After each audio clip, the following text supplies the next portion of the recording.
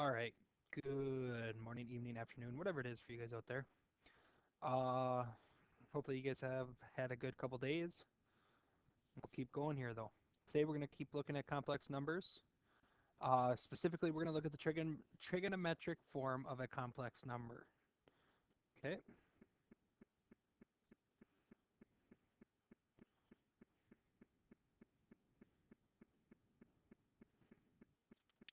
So today we're going to be able to plot complex numbers in the complex plane and find absolute values of complex numbers.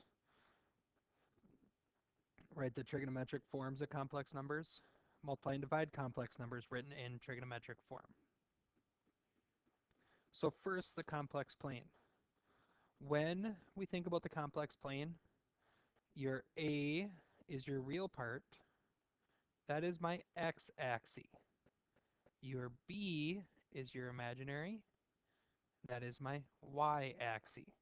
So we could think of this as the point A comma B. So for example, they have 3 plus I. I went right 3, up 1, because I is just 1. We also have negative 2 minus I, so I go left 2, down 1.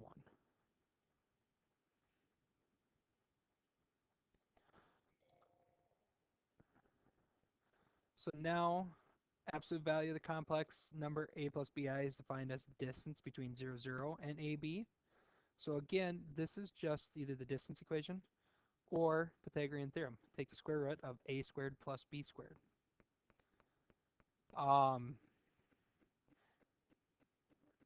If it's a real number, so if it's a real number like 5, well, that 5 would be 5 plus 0i. And that's just going to have an absolute value of 5, because 5 squared plus 0 squared is just 5 squared. Take the square root of 5 squared gives me 5. So here we go. First thing we need to do, we need to plot z equals negative 2 plus 5i, and then find its absolute value. So if I just think about this, so negative 2 is back 2. So negative 2 plus 5i is something about right there. This is z. Now to find the absolute value, take the square root, negative 2 squared plus 5 squared, which is 4 plus 25, which is 29. 4 plus 25 is 29. Square root of 29. It can't be broken down. There's no perfect square that goes into 29. So we just leave our answer like that. If you can break it down, we break it down. Next thing we're going to look at is the trigonometric form of a complex number.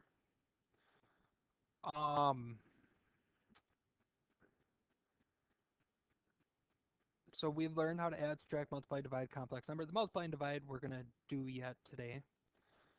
To work effectively with powers and roots of complex numbers, it's helpful to write complex numbers in trig form. So we're just going to consider the non-zero complex number a plus bi. We're going to calculate that angle, and we're going to remember, hey, the real part is my cosine.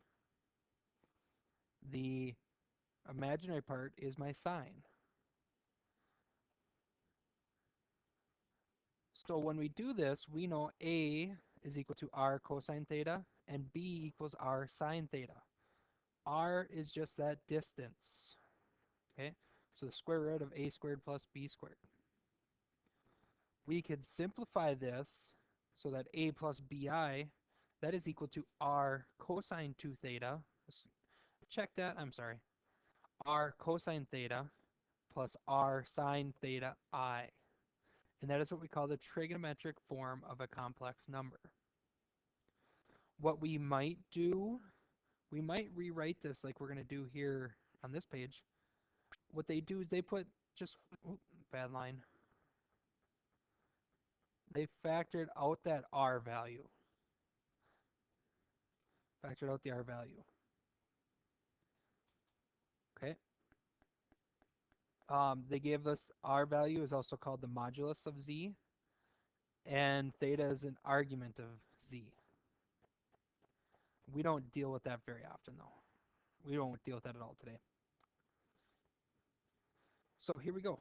We need to write the complex number Z equals -2 minus 2 square roots of 3 in trigonometric form. So I'm just going to quick do this so I can see what's going on. So that would be something like this. This is Z. That's going to lead us into a little bit of an issue, and we'll see that here coming up. So when I calculate my R value, I've got -2 squared, -2 square roots of 3 squared. When I start to simplify this, this just gives me 4 plus 12, which is square root of 16, which is 4. So I know my R value is 4. So now I got to think about my cosine and sine. Well, I know that tan theta, but I'm going to put this reference here. I'm putting that reference there because, well, tan doesn't like this third quadrant. So we're going to find, excuse me, the first quadrant value, and then we're going to work from it. This is equal to B over A. So tan theta reference is equal to -2 square roots of 3 over 3 over 2, excuse me. So over 2. So tan theta reference is just equal to square root of 3. And that should be a -2. I'm sorry, I forgot about that. So now I can just look at my trig table. My trig table tells me, well, tan inverse of square root of 3 is only going to happen when it's pi over 3. Okay, so the thing is, we know pi over 3 is up here.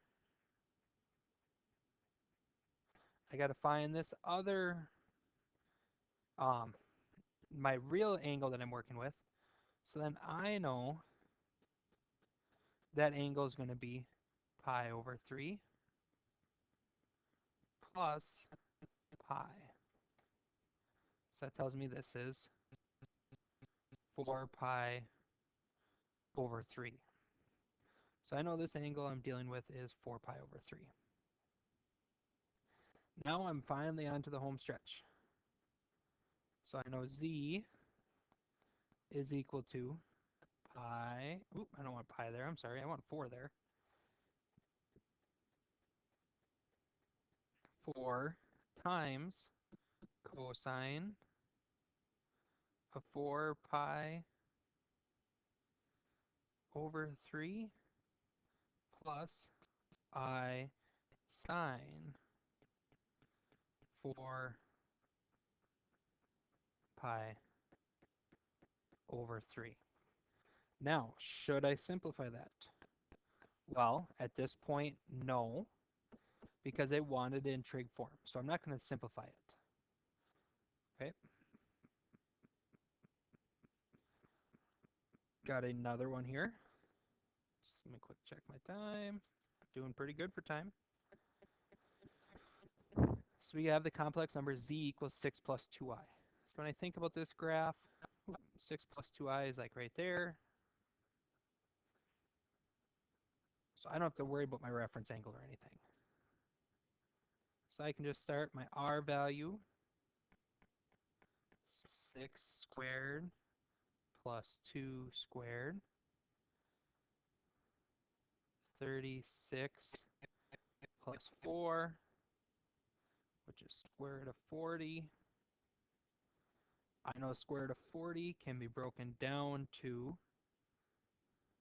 square root of 4 times square root of 10 which is 2 square roots 10. So I got my R value. So now I can check my angle. So tan theta, my B value is 2, my A value is 6.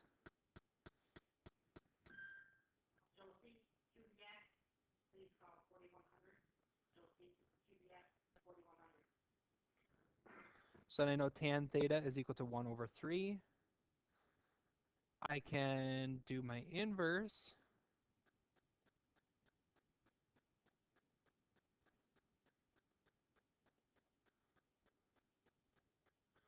And when I type that in my calculator, I get about 18.4. That's a bad 18.4. Let me try that again.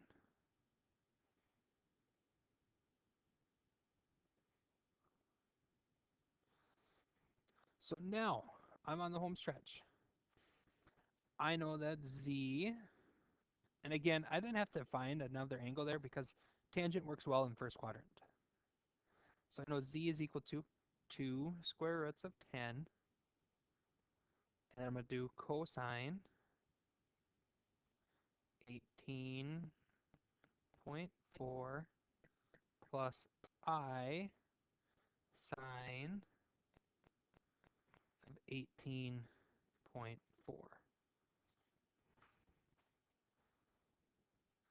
And then I'm done.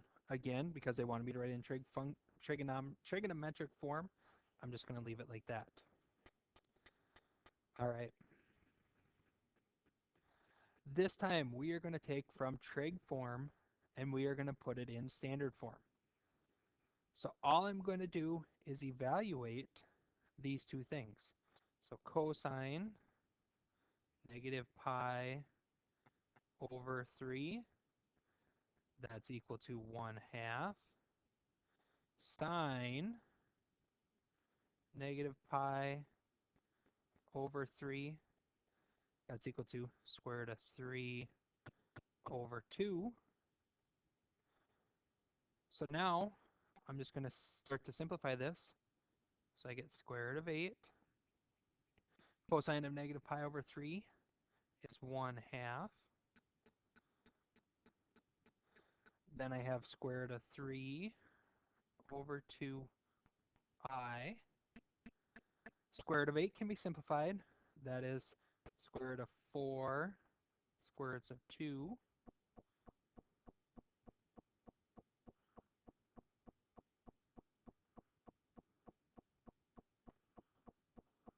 And square root of 4 is 2.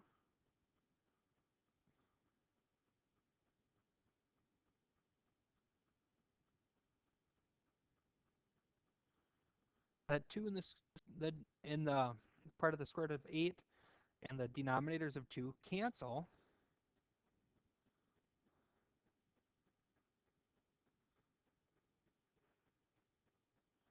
And now the last thing I'm going to do is just whoop whoop.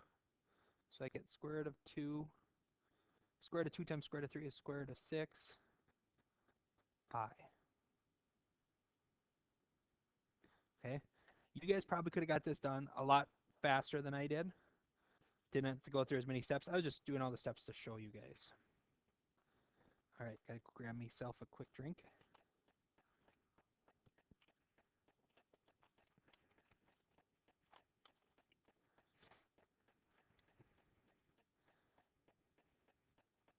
Next thing we're gonna look at is multiplying and dividing complex numbers. Trig form adapts nicely to multiplication and division of complex numbers because of some of those trig identities that we did. Okay. So here we go. If we look at Z1 and Z2 and we multiply them, I get this very fancy equation.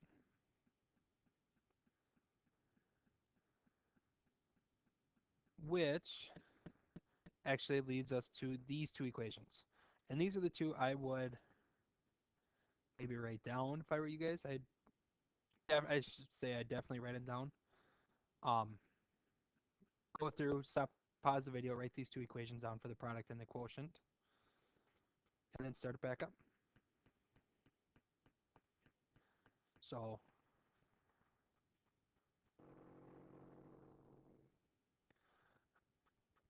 note that when you multiply two complex numbers, you multiply moduli and add arguments. You divide the moduli and subtract the arguments. Hope you guys are enjoying the nice construction sound out there. I think you guys can hear it. I can definitely hear it. So here we go. We need to find the quotient of z1 divided by z2.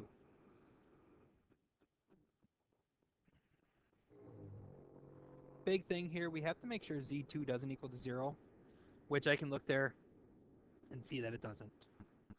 So now, just take 24 divided by 8.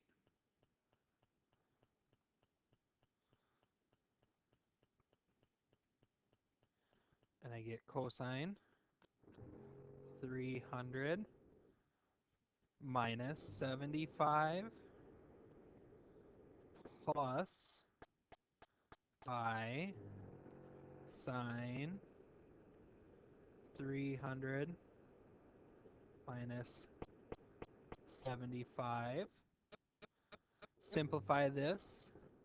This is just 3 cosine, put a parenthesis there. 300 minus 75 is 225. Special right triangles. All right, when we talk about special right triangles, we are...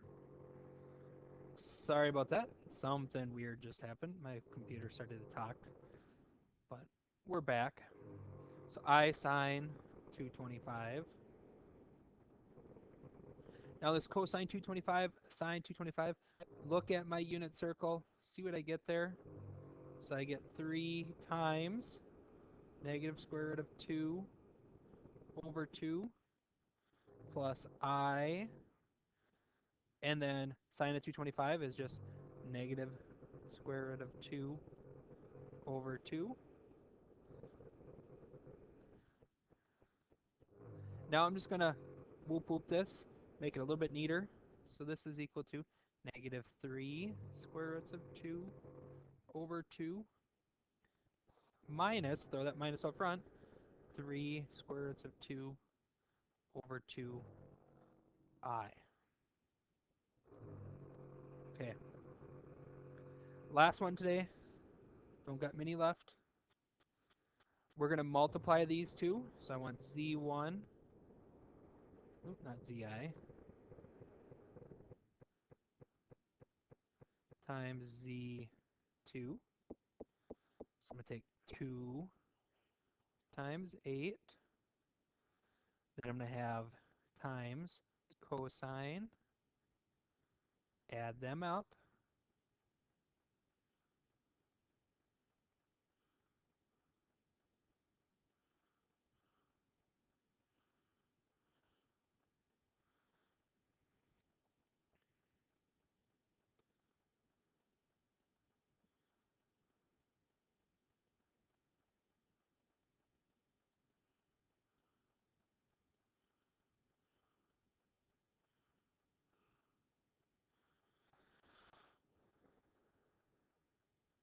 So now I can just start to simplify. This gives me 16 cosine 5 pi over 2 plus I sine 5 pi over 2, which is 16. That 5 pi over 2, I'm going to simplify that to be pi over 2 because I can subtract a 2 pi from each one.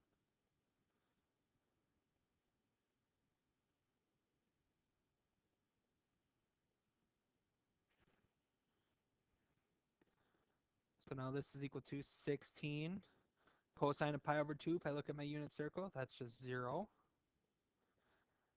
Sine of pi over 2, if I look at my circle, is 1. So now when I simplify this, 16 times 0 is 0. 16 times 1 gives me 16i. 16i. That's that for today. We'll have a work day the next day. Um, Next day we have class. Otherwise, we're just going to keep rolling with this.